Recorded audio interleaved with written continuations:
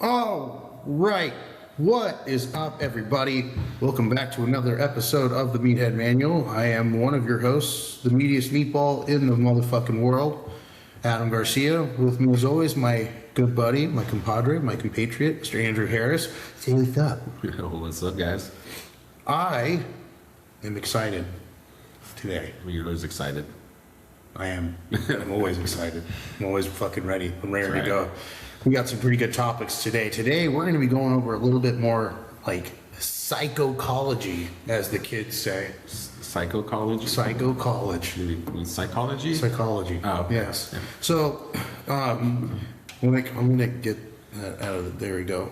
There it is. Okay. So, as you know, when it comes down to coaching, you're not just throwing a program at a person. More times than not, you're going to have to talk to this person.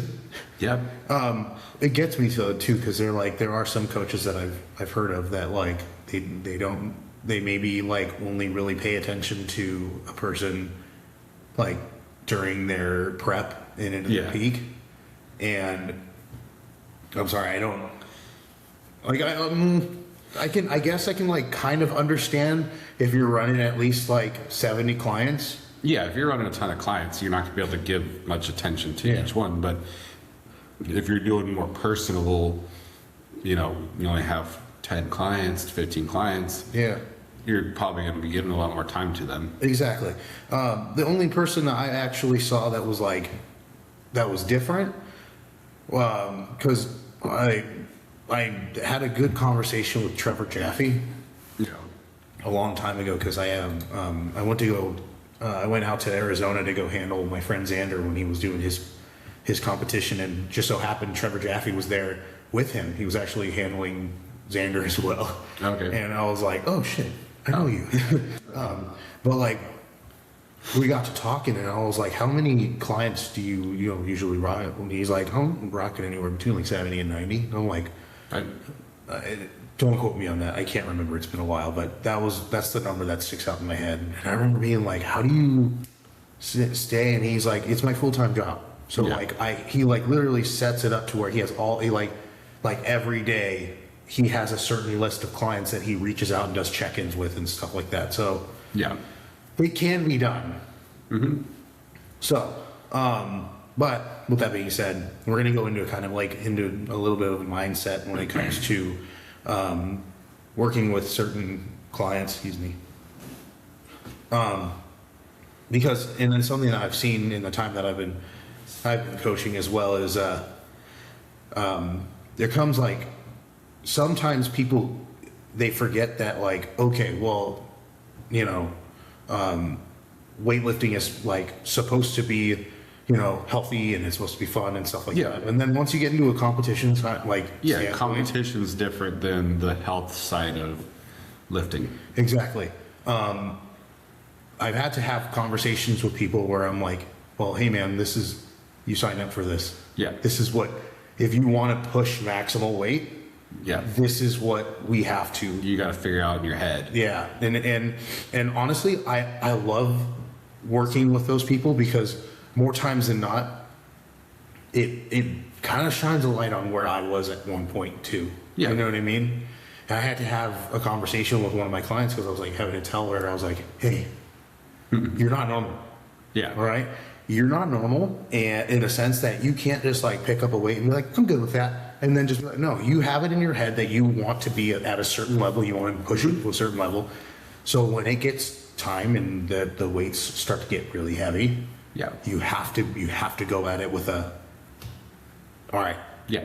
It's go time. Yeah. I mean, it's a good thing that they're like that, because, it really, depending on how you use it, it can be a good thing. You can either use it for like, okay, like I am this dedicated, I'm going to put every effort I can into this to try to reach that level, or you can let it tear you down. Yeah. And like, you can get into your head too much to where now when you go into that heavy lift, you're thinking too much. Yeah. Which you don't want to do. You don't want to think too much. Not really. What do you say to someone? whenever you're... It depends. Well, it depends on the person. It very much depends on the person because everybody has different needs. Everybody has different approaches to how like they react to stuff. Yeah. So there's some people where it's like, okay, well, if I'm working with you, we need to just kind of. There's some people where I just need to like trick, and be like, you know, hey, don't worry about the weight. I'm just gonna put it on there. You just lift and go and lift, and like have them just like focus on what the form technique that they need to do. Yeah. Some people need that whole like, you know, the pep talk, the, you know, like you are good enough, you're doing great, you know, the whole like building them up. Yeah. You know, so it just depends on the person. There's different approaches for different people. It's true. There are certain people that I've had to like pull aside and be like, hey, listen, like, because I have no problem going into the hey, what are we doing? Let's you know. Yeah. It depends on the person, and like you just said, one thing I like to say is I'm like, hey man, you trained for this. I didn't just throw you into this week one block one. Yeah, dude, we've been doing this. We've been working up to this, and like one of the things was like, well, what if I hurt my back or what if this? I was like, what's the good mornings for? Yeah. What's this for? What's this for? What's this for? Yeah, reassuring. Yeah. We've been doing this. We've been doing this, right? And it's like, and then I always tell them, like, if I have a touchy feely person, Yeah. I quote Winnie the Pooh.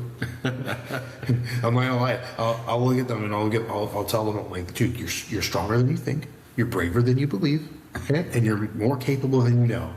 And every single time, more times they're like, Okay. oh, all right, unless it's like a couple others. Yeah. You, for instance. Well, I don't really have to. I just look at you and go fucking do it. Yeah. And you're like, okay.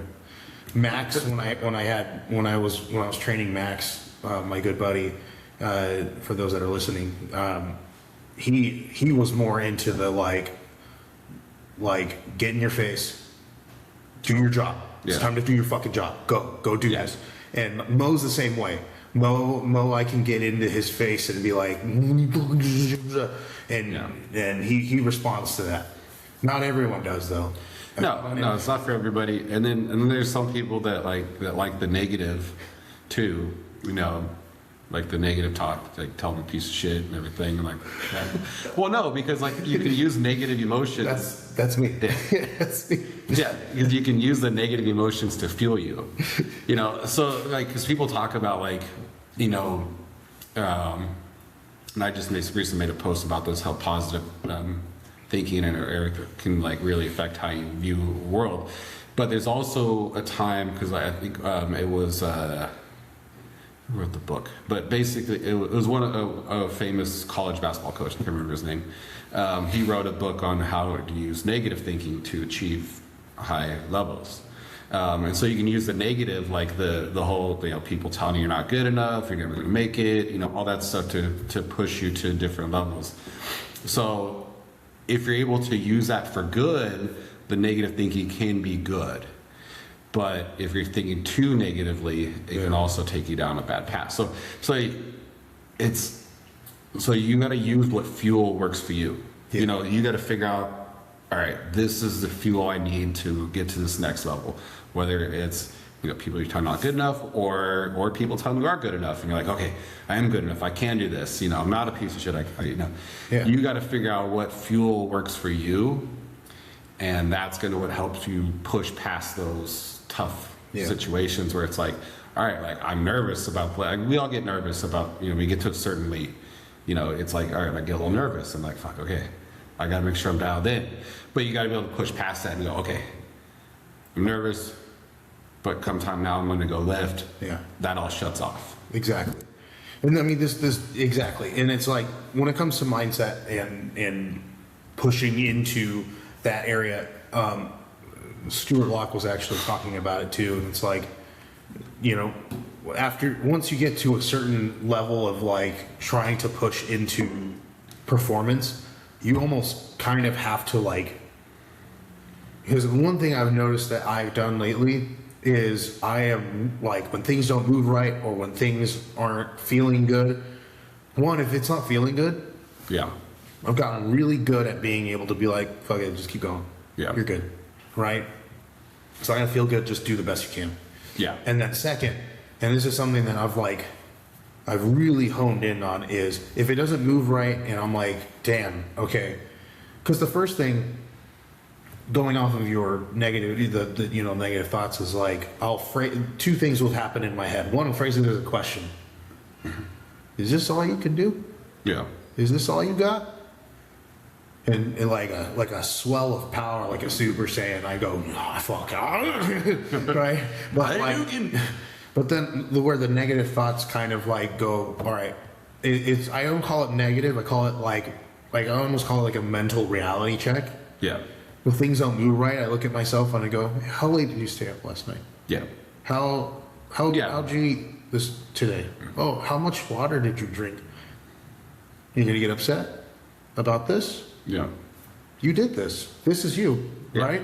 And it's like, that's where I would assume that, like, in a sense, is that what you're talking about? In a sense of like how, like, kind of like, what would I call those negative thoughts? I'd call them. No, that's more of like those are more check-ins of like, all right, did I do all the stuff I need to do to be able to perform at my highest level? Yeah. And that's what you're talking about, the intuitive side of lifting. Mm-hmm. That's more getting on the intuitive side of like, okay, did I do everything I needed to do? Am I sleeping, eating, drinking, right? And if you're like, all right, no, I only did one of the things right. So that's probably why I feel like shit. That's when the intuitive side of you goes, okay, well, now I know where I'm at and I can probably adjust accordingly. Exactly. When I'm not more negative thoughts is like the people that tell you you're not good enough, that. Oh, yeah. Oh, yeah.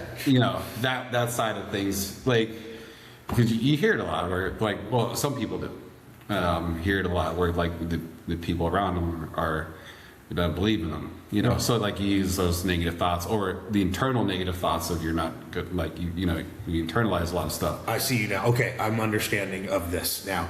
But also, two biggest thing is that I've grown accustomed to, and I've kind of like put into a lot of the things that if it doesn't move right, if it doesn't feel good, or if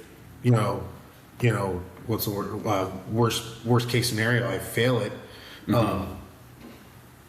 I do something that Maddie talks about is I etch a sketch. Yeah. Right.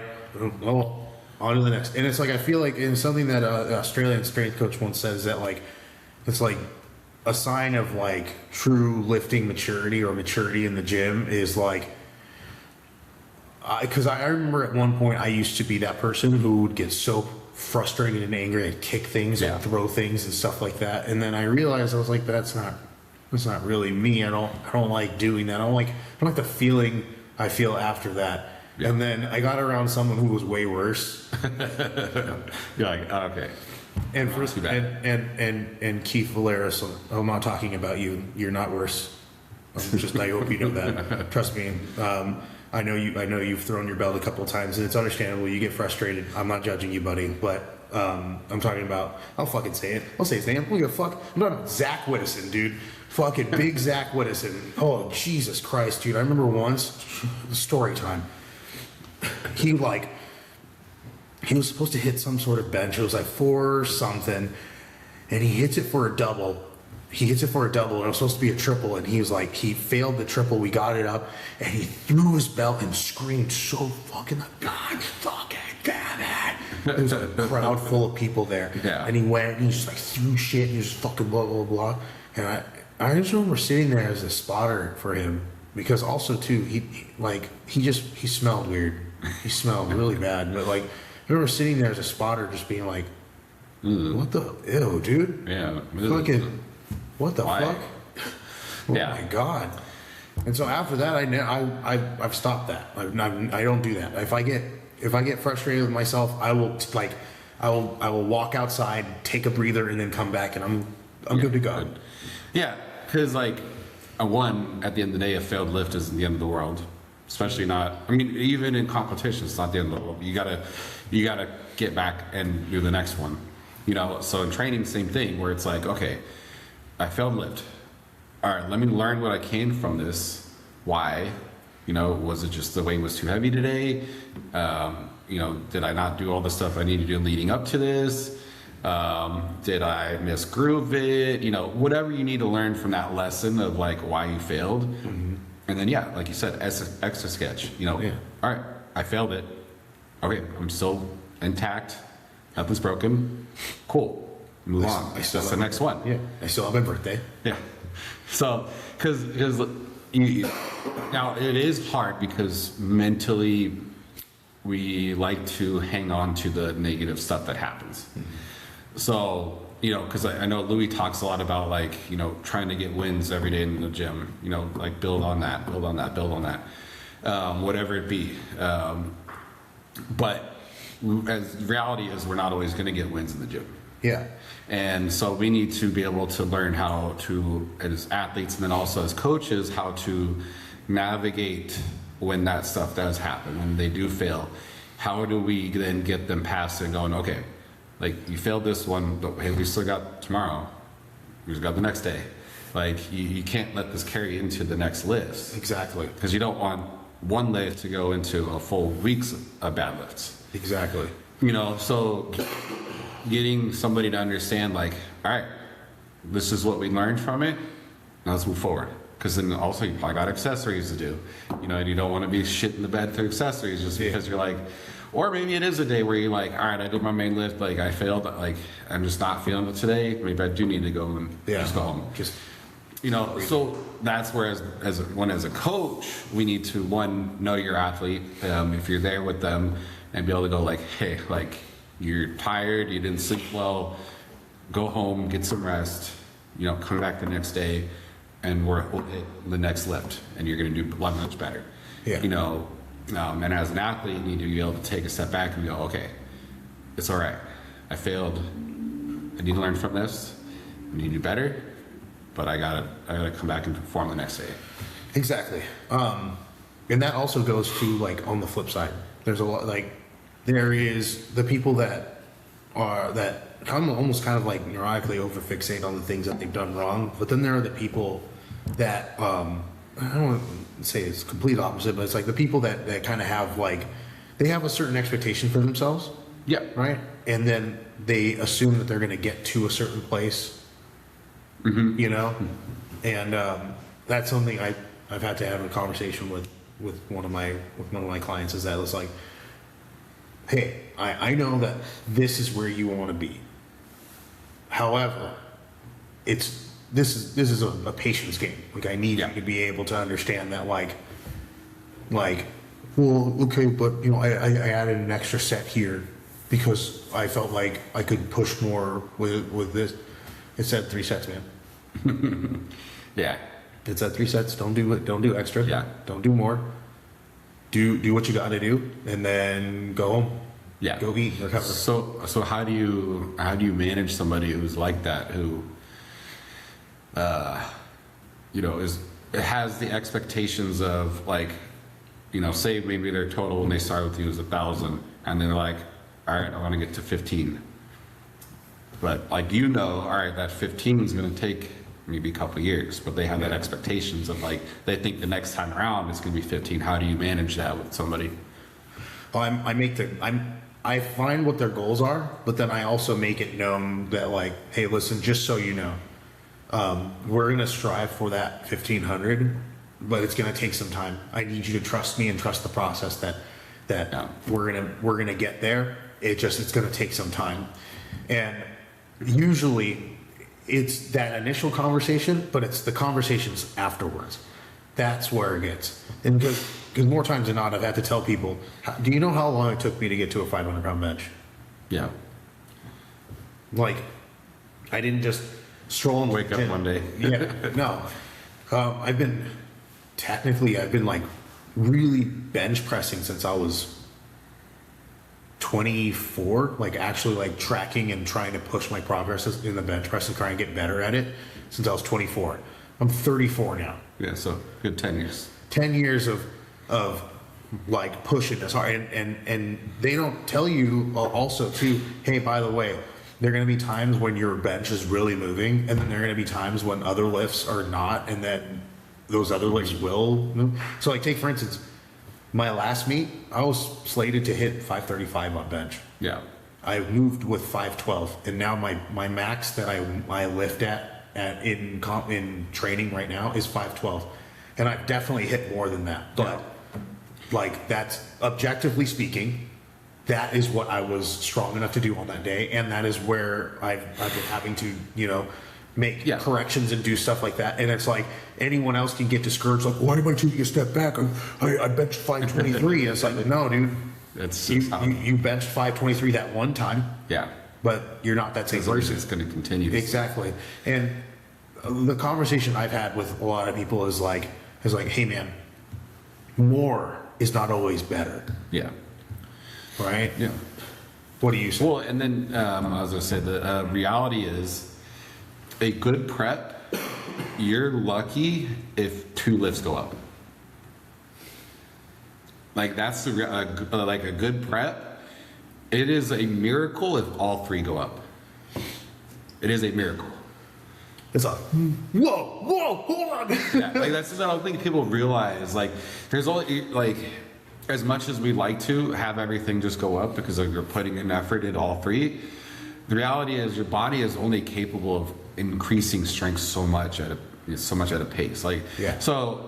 It's going to be things that like base off of how your body's moving, feels, tightness, all these things.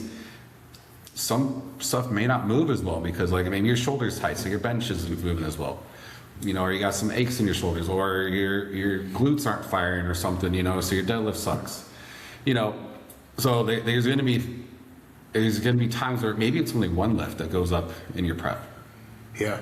And that's the reality of powerlifting is like, you're lucky for 2 lifts to go up. It's extremely rare for all 3 to go up. And then also to add on to that, the reality is because there is a chance. In a sense, if you wanted to play this as a D&D game, there is a chance that you can roll a nat fucking 1, and you have a great prep. Everything goes up, everything's feeling solid. And then you go in to compete on that day and you shit the bed completely. Yeah. And you don't hit any of the numbers that you wanted to hit. It just was not, something happened and we just not, but that's performance, man. Yeah. Sometimes that shit happens. That's strength, right? It's not a linear line going like this. Exactly. It does this. But so as far as like the athletes who have very extremely high expectations and trying to like make sure they stay kind of grounded in where they're currently at. So what I like to do to keep them motivated is to, as like, say we've done, been working a couple months, I like to remind them of where they started. Yeah.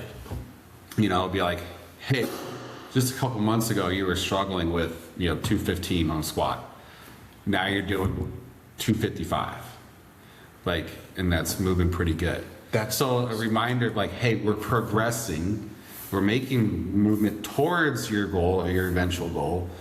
But, like, hey, like this is going to take a little time. We got to keep building and building and building. It's also too, it's really hard for that, like, because it's not that I hate, it's just mostly it's like the hardest part of that conversation or that having to like work with those clients is if you notice that they have a power leak somewhere, or they have a shift somewhere, and you have to be like, hey, listen, we got to take a step back. We got to pull back and we got to fix this and then re-go up. Yeah, man, it's hard. Oh man, they'll sit there and be like, "We're good so long, I haven't made any progress." I'm like, "We actually have been making progress, like you just said." It just, again, the difference is that instead of you moving this 1 for not that great of a look, you're now moving it for 1, and it looks easy. It looks amazing, and you actually hold position very, very well. And it's like my thing is that it's like, and that, I've had to do that a couple of times with some people. One of them is my newer guy, and I've had to pull back and like, but the cool thing about it is that is like the way that he was training beforehand. When I first showed up his numbers, he was like, that doesn't, I was hitting like well over 500 pounds on the squat, just a while ago. I was like, do your first week. Just do your first week. Yeah. He did his first week, came back and was like, no, that was good. I was like, because I saw his program and I was like looking at it, I was like, he was literally not hitting no more than a single or double. Yeah. And I literally gave him 4s and 5s and was like, here, Chen, take this and see how this feels. Because it's like one thing to do is like work. It's like overall strength. And that's another thing too that I explain to people too is like, hey, you have your overall strength. We compete in powerlifting. We only have to do 1 rep. However, work capacity is a thing. Well, and we don't actually improve in a 1 rep. Exactly. You know, we don't actually get stronger doing 1 reps. We get stronger doing 2, 3, 4, 5 reps. That's what people understand is like they think that, oh, I just got to do 1 rep. Like, yeah, I'd love to just do 1 rep all the time and get stronger. And that's not how it works, unfortunately. Exactly. So my thing is that it's like it's always really funny because it's like, and again, it's one of those things where it's like I've been like really like going through a moment of like introspectiveness, self-awareness. I don't know. Yeah. Where I've been like kind of like seeing my past self in a lot of my in a lot of my clients. You know what I mean? Yeah. And it's like Oh yeah, like, I've been there before. so many times where I've like wanted to get done with like I've gotten done with like working with someone. I just want to text Jen and be like, "Hey man, dude, thanks for being so understanding, dude. Thanks for being so fucking sorry, I'm such a dirtbag. thanks for being such a sick fucking coach, dude." Yeah. Yeah. Well, and so along those lines, I think the challenging part and the thing you want to do as quick as possible is build established trust with the client. That's one of the big things as a coach. We need to be able to get them to trust us. Yeah. And so that is something like early on, like if you struggle to figure out how to get somebody to trust you, it's going to be a challenge the entire time they're working with you. Yeah. And they'll be questioning you along the way. So like the way I try to establish trust with somebody is one, be completely transparent on everything. Exactly. Not overload them with information, but try to explain why we're doing everything, how we're doing it, what's the purpose of this, so they can kind of like understand where we're coming from with everything. And then two, I like to, most people have some sort of like form correction or something that they need to work on, and trying to like spot that right away, and then like show them and see what they can do with that change. And that usually gets them to go, okay, like, all right, they know what they're doing. I can believe in them. Exactly. But it's hard. It's like if you don't build that trust right away, you're fighting an uphill battle with somebody. Or that's another thing too, is if you have one of those clients that will listen to you, but then turn around and then go to another coach and ask them for advice on certain things. And it's like, just to make sure that like what you said was correct. Yeah, and I've had a couple people come up to me and be like, "Hey, can you help me with this?" And I've definitely looked at them and I'm like, "You know your coach. Go ask your coach." Yeah. You know. Yeah. But no, I've had somebody like that where it's like I tell them something and then go and ask somebody else right away. Well, and it's like, and then basically they end up working with two people, and it's like, okay. But it's also too, I think it's their way of like they're looking for someone to say what they want to hear. Yeah, part of the time is they don't like what you said. Yeah. So they want somebody else to say what they want to hear. Yeah, exactly. Yeah. But I've told people too, where they've come up to me and been like, "Hey, can I, or what do you think about this? What does this look like?" And I go, "What does your coach say?" Yeah. And they'll go, "Oh, they said this." I'm like, "Oh, you should probably do that then." Yeah. I agree with them. Yeah. Oh yeah, I'll do that too.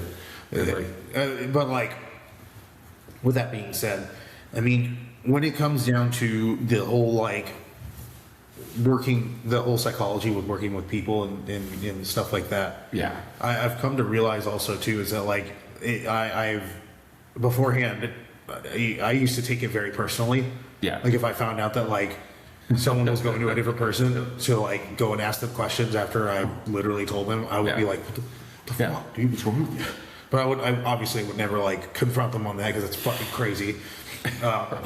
But you would internalize it Yeah. and be like, all right, am I good enough as a coach? Exactly. You know, or like, you know, if someone was like, why am I not, you know, blah, blah, blah, you know, and I'm like, I don't know what to tell you. Yeah. I've come to the point where I'm like, now I've been like, and I think it's also too with where I work, Yeah. right? I work with fully demented people, and I've literally, like, actually just this past week, I've had a couple people where they're like, I walked into their room and been like, hey, how you doing, Mr. So-and-so or Miss So-and-so? Let's get out of bed. Let's go do stuff. And they're like, okay. And then they get out of bed with me. And then the next day, literally like a flip of a coin, I'll walk in the next day. Hey, Mr. or Mrs. So-and-so, Yeah. how are you? Let's get up out of bed again. And they're like, no, I hate you. You're the reason why I'm broken. Fuck you. And I'm like, sitting there, I'm like, all right. And so now I've gotten to the That's point. how we're doing today. Right. So now I've gotten to the point where I'm like, even with my clients, I just don't take it personally anymore. And I'm Yeah. just like, hey man, all right. Well- if you, my thought process is always this and has always been this. If I can make you better, awesome. But if you feel like you can find better somewhere else, Great. no, all power to Yeah. you. Have you had the where you like work with somebody for a little bit and they stop and then next thing you know they're with somebody else and you're like, so jealous. You're cheating on me. Oh yeah. Oh yeah. Yeah. I've had a couple of those. I've had just immediate drops. Yeah. No communication, no anything. And that always sucks because like the one person I'm thinking about in my head, he was with me for a long time. And I mean, immediately he was not that great of a client as it was. Never got videos, never got notes, never got anything. Yeah. And then just out of nowhere was like, I want to compete, and I was like, okay, well, show me what you got. And he's like, couldn't hit depth. Well, so we had to like full track back and everything. And then he's wondering, he's like, well, I was doing all this stuff earlier. How come I can't do it anymore? And I'm like, because you can't doing hit it the right. standard. And I'm like, and then also too, you're failing this. Why are you failing this? Well, I stopped doing the drugs that I was on. I was like, well, that's a good thing to tell your coach that you're. It'll be something. But then like he ended up moving, and then after he moved, I was like, hey man, what's going on? I haven't heard from you in a while. Nothing. So then I updated his program and then hit it to see if he would be like, hey, didn't see my program come up. Wanted to see if Yeah. no, nothing. So I was like, all right, All right, cool. That's where it's at. And I'll leave you be, and that's fine. And Yeah. but yeah, so like, I've definitely had. I've also. I remember hearing like. I remember hearing this. Who's your coach? Oh, it's Adam. I heard he programs pretty rough. Yeah. And I'm like, at first I took that so hard. I was like, what's that mean? What are you talking about? And I want the world to know this, and every listener out there, all right? Yeah, I can program overzealously. And honestly, some of the jumps that I give people, I'm not gonna lie to you, yeah. You'd be looking at it and be like, fuck, I don't know if I can do that. I want you to understand that the numbers that I give people and the numbers that I give you, yeah, it may seem a little overzealous, but it's because I believe in you. And I know that you can do it, but it's within a trend. I've thought about it. Every program I go into, I take at least 20 to 30 minutes just trying to like go, okay, how is this trend going? How is this going? How is this looking? Yeah. And it takes There's a rhyme or reason there's- behind everything you do. Yeah. Exactly. You're not just like, you're like, well, we did 430 last week. Let's do 500 this week. Yeah. You know? No. It's not like that. Exactly. And I go off of exactly how the video and how the notes are saying. Yeah. But the biggest thing is I'm going to look at everyone and I'm going to stand 10 toes down on fucking business when I say this. My job as a coach is to push you. Yeah. My job as a coach is to make sure that you get to your goals. And guess what? As an elite lifter, yes, I am calling myself an elite lifter, even though I don't like to. But yes, I am an elite lifter, and I will say to you guys, I did not get to where I'm at by making things look easy. Yeah. It's going to be hard. I'm going to make things hard for you. And if you don't like hard shit, then I'm sorry. Don't be my fucking client. Well, I will. this probably isn't the sport for you either. Exactly. And I'm sorry. I will stick with 9, 10 clients for the rest of my life if I know that those 9, 10 clients are fucking Yeah. solid motherfuckers like you. Yeah. That's Yeah. Well, and I would 100% rather have the reputation be like, man, like his programming is hard, than somebody come up and be like, oh yeah, man, it's good, but it's pretty easy. Yeah. That if you have that reputation, yeah. Now, mind you, over the years and over time, I've come to learn, you know, like, okay, maybe not be a little too overzealous on week one, you know, but Yeah. you will see a buildup. You will see a buildup from week one, block 1 to week 1, block 4. Yeah. I wanted to tell you guys, dude. Yeah. Welcome to it. You want to get big, you want to get jacked, you want to get strong. Hey, Yeah. Hey, guess what? that's what we got to do. You gotta push. Exactly. So, with that being said, when I heard that though, like because you know who told me that like, because I was freaking out. I was in this car at the time. I was in Max's car, and Max was like, was telling me he overheard someone saying that, and I remember being like sitting there being like, dude, I should just stop this then. If I'm not doing this right, then I should just stop this. And he goes, no, dude, you're a coach. Yeah. You're supposed to push people. It's meant to be hard. It's meant to be hard. Yeah. It's meant to be challenging. And I went, yeah, you're fucking right, dude. Oh, yeah. Yeah, you're fucking right. You're fucking right. Dude, you know how many times I've walked over to Jen and been like, dude, I know you asked us for a triple. I did it, but it's like, man, I did not move right at all. Maybe I'm just not I'm not strong enough to do it. And she goes, Adam, it's supposed to be challenging. I had to tell someone that yesterday. Yeah. Yesterday, I was like looking at someone. I was like telling. He was like telling me, oh, it's like week one, everything's moving right, and then by week 4, it just doesn't want to move the way that I want it to. I'm like, it's training. It's supposed to be hard. It's meant to be that way. It's supposed to be. Yeah. What I always like to tell people is the training should be, in relative to competition, way harder. The training leading up to competition should be way harder. So that way competition day should be the hardest day that you have. Yeah. Because if competition day is the hardest day that you've had, then we're not doing it right. Do you know how many times I've sat, well, when I had a coherent thought when I was during a meet? Do you know how many times I've sat during a meet and just been like, It's not too bad. I could be doing a circuit right now. I'd rather be doing this. Like, dude. Well, yeah, it's like how many times do you get done with the competition? You're like, okay, like I'm tired, but I'm not like, I feel pretty good. Like, and that's from all the training leading up to it, to where it's like your body can handle that competition day.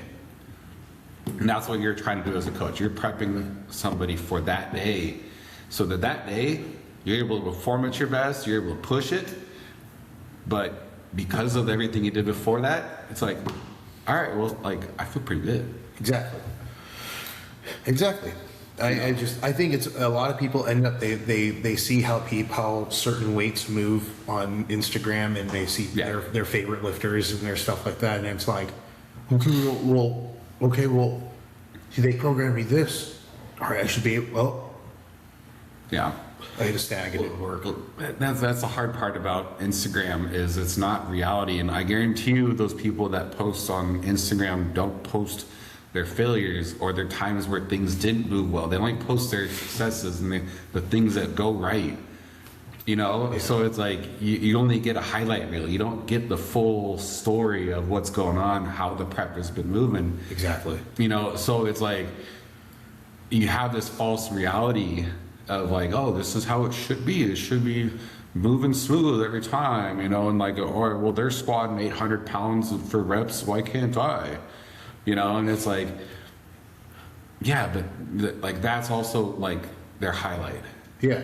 That's not all the other shit they went through to get there. Yeah. You know, so I think that's the tough part about coaching, is like you gotta let people understand that. Like, and I think as coaches, kind of be able to tell them I struggle too, and be able to relate to them, you know, as a fellow athlete, be like, look, there are days where I show up and I'm like, fuck, like this is gonna be tough. Oh yeah. I'm gonna struggle, but it's okay. Oh, dude. Yes. We're also talking about a person, me, by the way. You're also talking about a person who, like, gets very upset and, like, gets very, like, what's the word? I get very, like, frazzled if my routine is thrown off. Yeah. Like if I have a set routine and this is my day, and then something happens and my day is like, and it's like throws off the routine. It could be even for 30 minutes. Be like, hey, Yeah. you're just gonna have to do this, and it's gonna be like 30 minutes. I will sit there and be like, day's ruined. Well, you're done. Day's I'm ruined. just gonna go to bed. We're starting over. Yeah, I've definitely been there. Like I was like, especially just something stupid like hit a little bit of traffic or something. You're like trying to get around and like a little bit of traffic and like, fuck, it's gonna be 10 minutes late. What am I gonna do? Yeah. Seriously. But with that being said, I think as time goes on, I'm not perfect. There's no such thing as a perfect coach. I think the biggest thing that I do more than anything is I try my hardest to learn and try and always be a student, right? Yeah, absolutely. But the same thing goes for you as a client. If you are a client and you have a coach, one, don't hesitate to ask questions. Don't just immediately look at your program and be like, "This is what I'm doing," and that's it. No, like, Yeah. hey, what's the purpose of this? What's the course of this? And if your coach can look at you and say something along the lines of, "Oh, so in this progression and how I'm doing this is I want you to kind of like push your work capacity, blah blah blah," or if they look at you and go, "Oh, just do it," Yeah. then you'll know what kind of coach you have. But Well, but that's also, there's a caveat to that being like, all right, if you're the person that asks questions every day of the week, everything you get, all right, then probably you're going to get just do it. I'm tired of explaining to you. especially if it's the same thing over Yeah. and over and over again. Yes, I agree. Okay, yes, let's caveat that with that. You're right. Don't be that person. But Please if don't. but like, at the beginning of the week, you look at your program and go, hey, coach, what are we trying to do this week? I would like that. I'd like to know, like, hey, what are we trying to? Oh, yeah. How should everything be moving this week? Oh yeah. I'm all for that. I like that. Like I try to do a good job of explaining to like, all right, week 1's gonna be pretty easy. Week 2, we're kind of starting to build. By week 4, we're challenging. Try to get people to understand that, or like why I added in this accessory, or this alteration to the main lift. I try to get them to understand it, but like sometimes I don't always communicate that. So ask questions. Yeah, exactly. So the point of it is that everybody's going to be different. Everyone is going to handle training differently.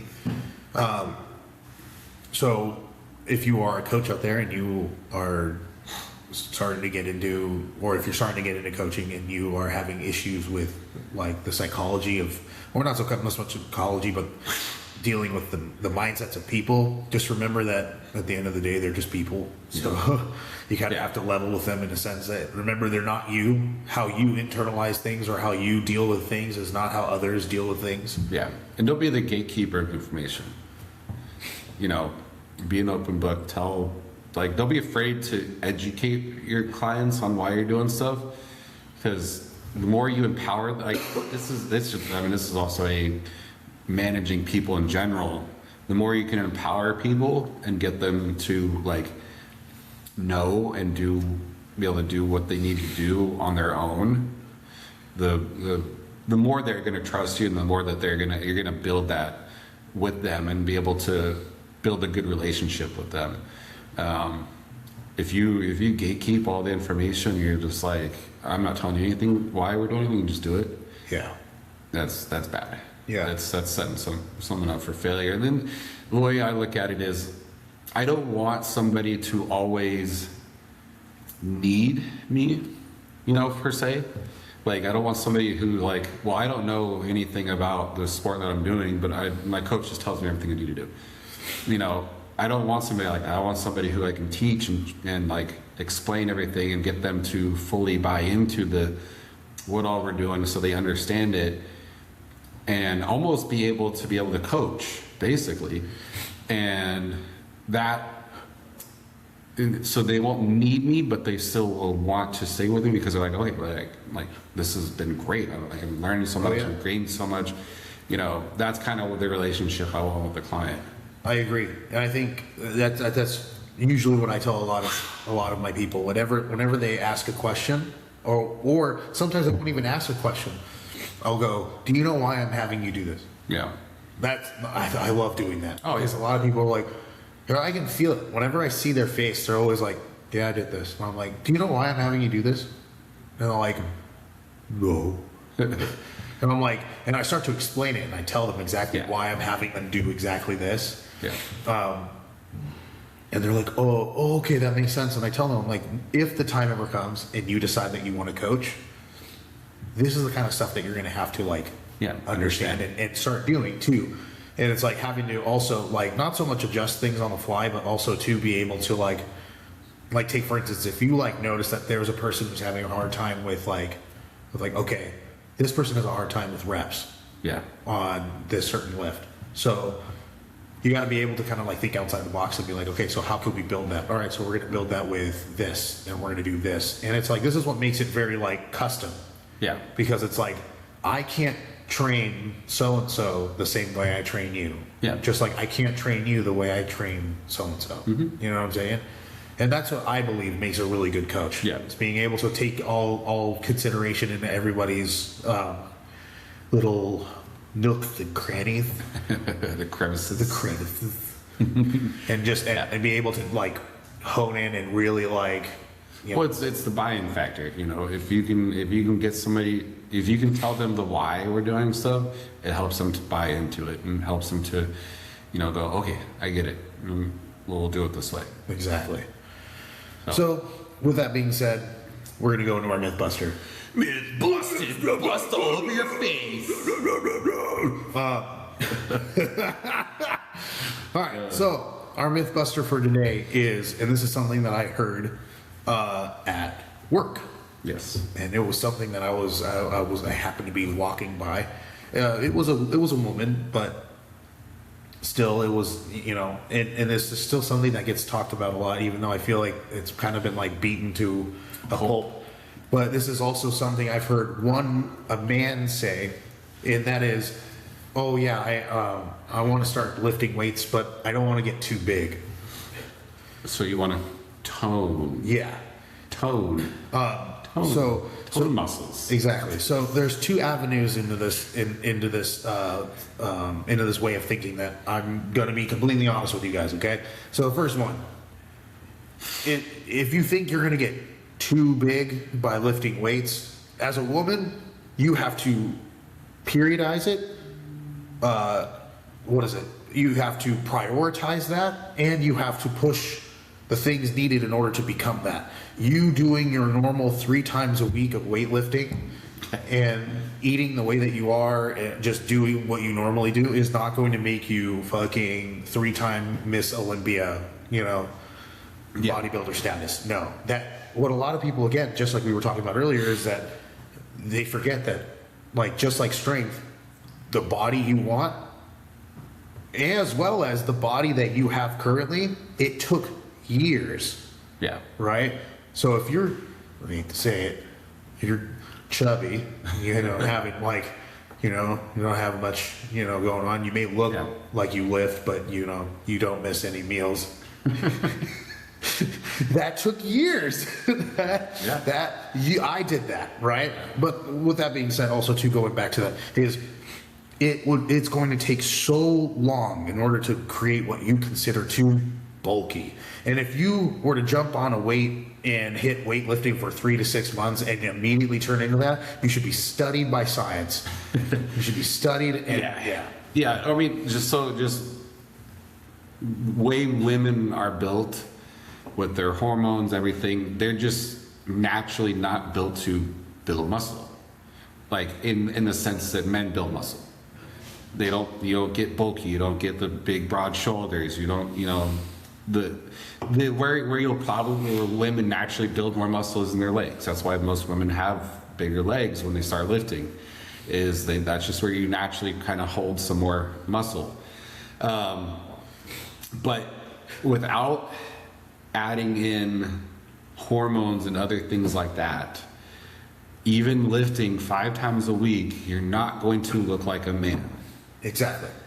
Because you're just hormonally not built, because you don't have enough testosterone to build muscle like a man. That's just the reality of things. So, you know, like that's a big myth that I think needs to go away. It is going away. I think more women are figuring that out. They're like, oh, wait, I kind of like how I look when I lift more.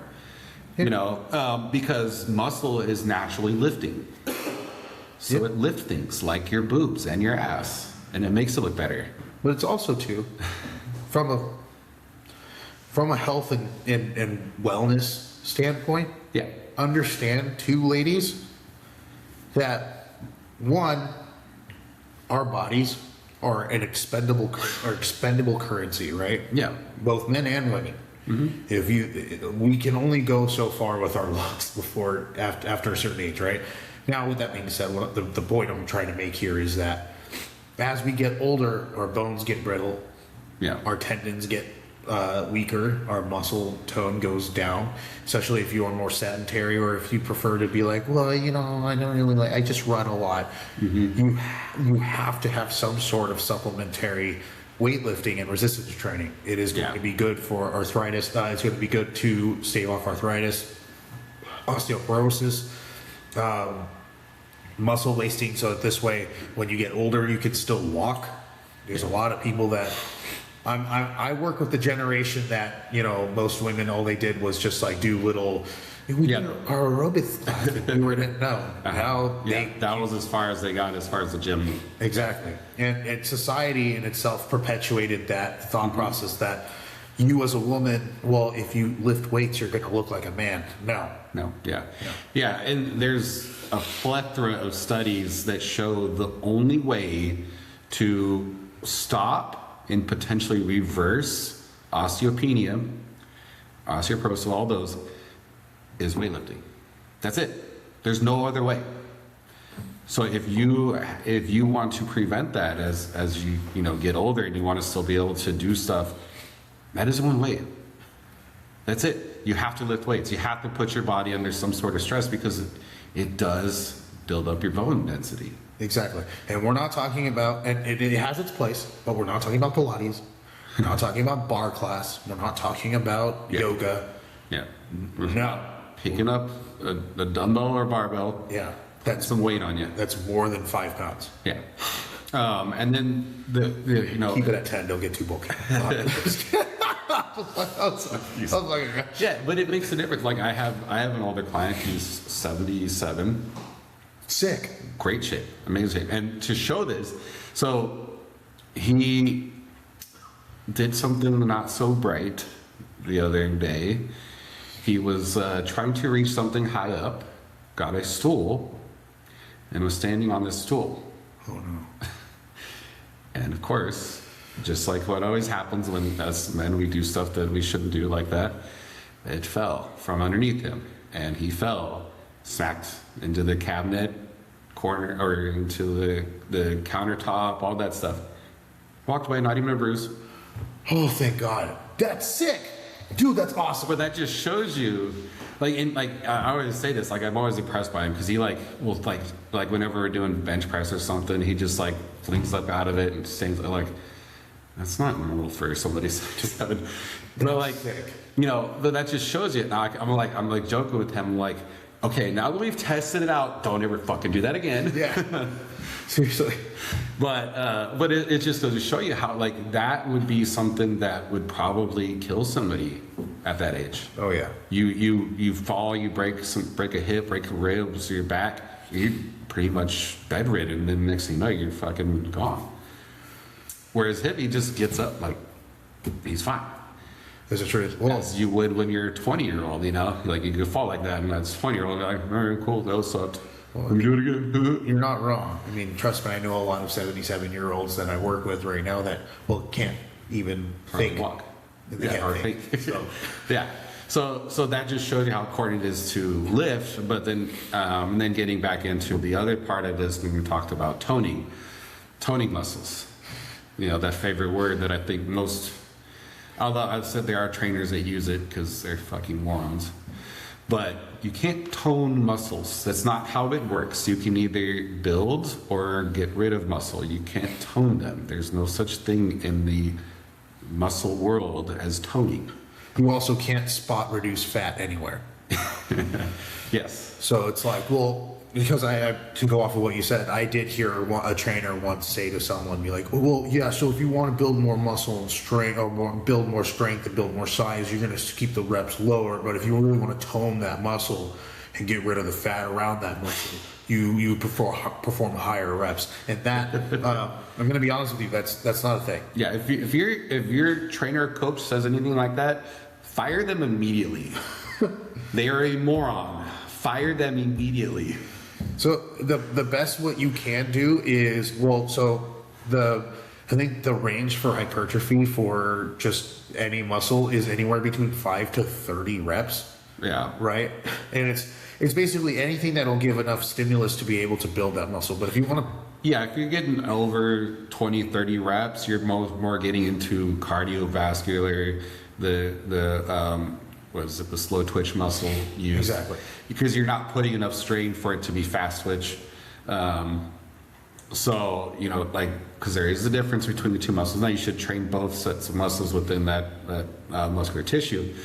But the bulk of your muscle is going to come from the fast twitch. Exactly. That's going to be the biggest muscle in the build. So that 5 to 30, I usually keep it under 20 range. Yeah. Is where you're going to get that hypertrophy response from your body.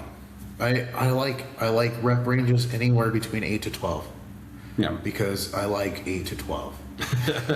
But with that being said, though, Mister, I fucking programmed 13 reps like a evil bastard. I did that. I pushed him up 1 rep. Fuck you. And that was so funny. Don't do that. That's just like sacrilegious. It's either 12 or 14. What the fuck is 13? Sacrilegious. You don't do 11. You don't do 13. I just literally sat there and looked at you like this. But and then now let's go to the flip side of this, right?